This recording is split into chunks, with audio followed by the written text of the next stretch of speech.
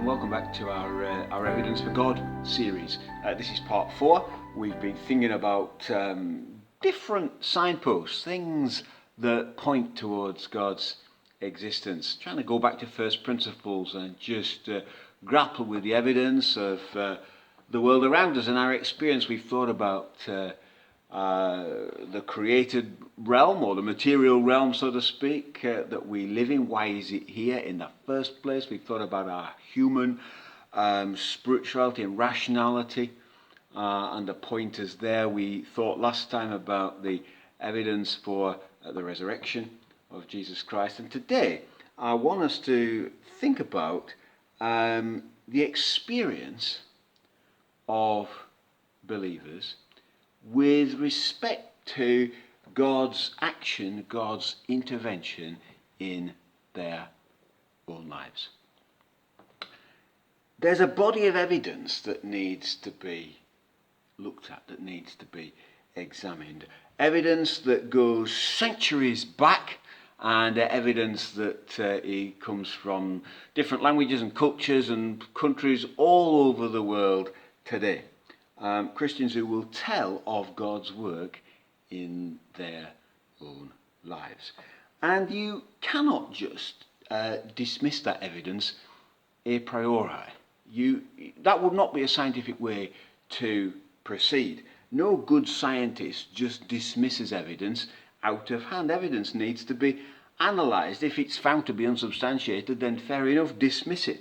But when Dawkins and folk like him dismiss the testimony of people, many of whom are at least as intelligent as he is, then he is not behaving in a scientific manner. Science, good science, always goes and has a dig and does some investigation.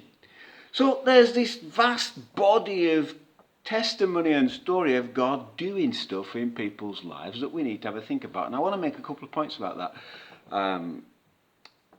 The first is this, that it's not all just a claim to psychological feelings, or I feel God, or God makes me feel this or that. That would be not too difficult to dismiss, just as being in your head, as it were.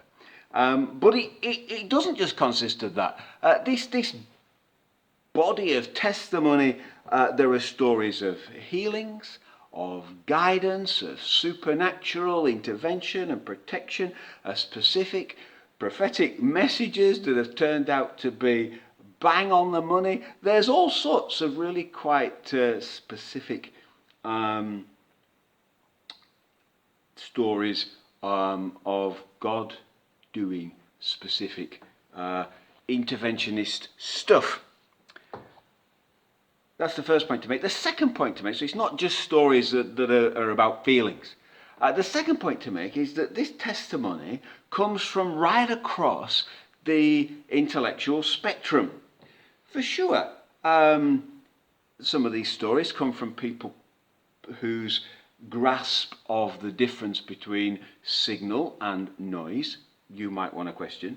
But some of these claims are made by top scientists, top academics, both in history and today. Blaise Pascal was a smart chap, French mathematician, famous for Pascal's triangle and a load of other mathematical genius stuff. Spoke in intimate and personal terms of the intervention and the work of God in his life. John Polkinghorne, particle physicist turned Anglican priest. Francis Collins, the geneticist who led the Human Genome Project.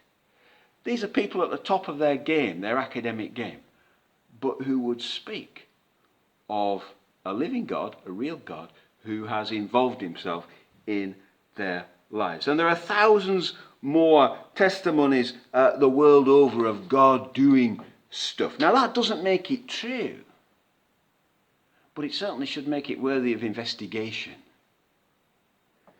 And the atheists who just dismiss out of hand all of this testimony, it seems to me, are no better than the religious authorities who refused way back to look down Galileo's telescope.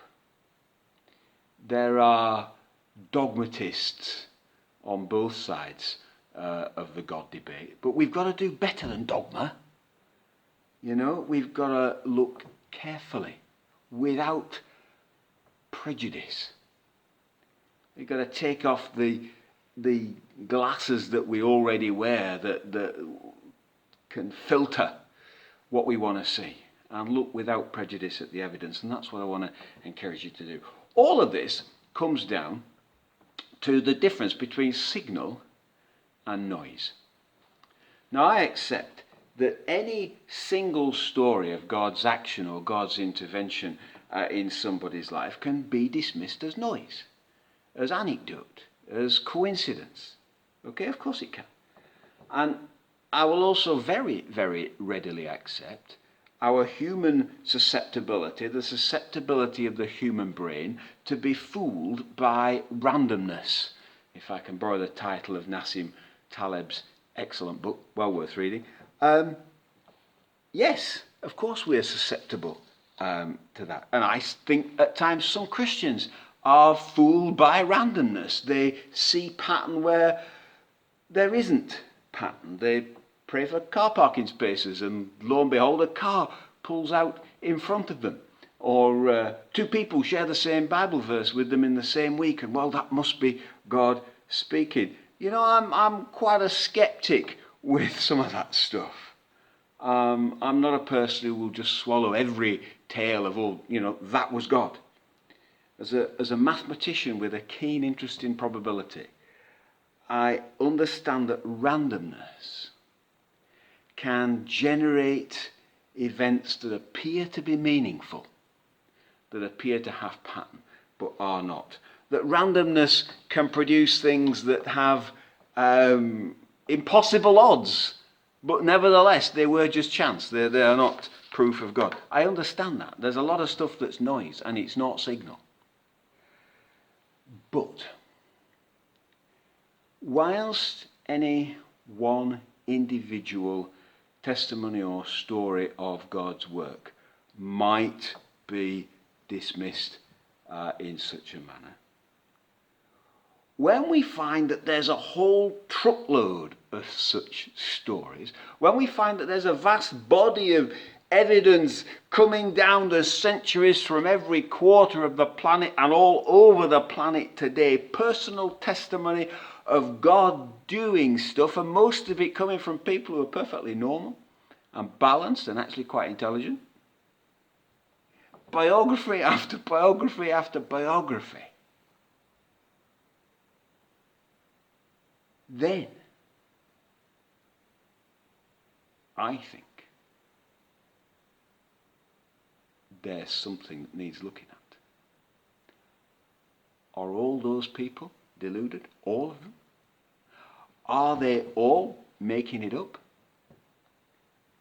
Actually, that answer,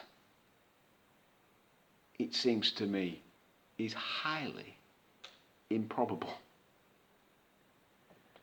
I think when you put all this evidence together, you start to see something that looks much more like signal than noise.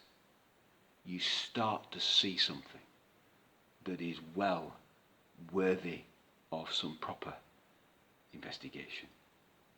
See you next time. I fill my life with things that take my eyes off you and all you call me to.